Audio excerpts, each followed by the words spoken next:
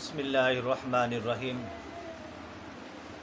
جیسا کہ تمام بھائیوں کو معلوم ہے کہ ڈاکٹر مولانا محمد عادل خان شہید رحمۃ اللہ علیہ جو ہم سے بچھڑ گئے، ہم سے جدا ہو گئے ہیں، بڑا دکھ ہوا ہے، بڑا افسوس ہوا ہے۔ تو اتنے ہم اداس ہیں، اتنے پریشان ہیں کہ ہمارے سرمایہ، ہمارے سروں کے تاج وہ ہم سے بچھڑ رہے ہیں، ہم سے جدا ہو رہے ہیں۔ تو اس لیے اب تو وہ نہ رہے، مولانا ڈاکٹر عادل شہید رحمۃ اللہ وہ ہم سے جدا ہو گئے ہیں۔ ہم دعا گو ہیں کہ اللہ رب العزت اس کی مغفرت فرمائے، اللہ اس کو جنت میں اعلیٰ مقام عطا فرمائے،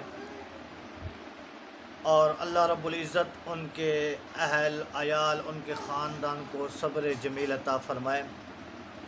لیکن ہمارا ایک مطالبہ ہے وقت کی حکومت پاکستان سے کہ ان علماء کرام کو تحفظ دیا جائے، ان علماء کو گارڈ دیے جائیں، ان کی حفاظت کی جائے۔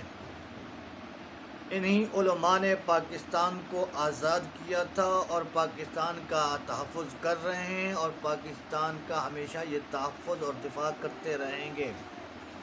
لیکن مطالبہ یہ ہے حکومت پاکستان سے کہ مولانا ڈاکٹر محمد عادل خان شہید رحمۃ اللہ علیہ کے قاتلوں کو پھر فور گرفتار کر کے انہیں سخت سے سخت سزا دی جائے۔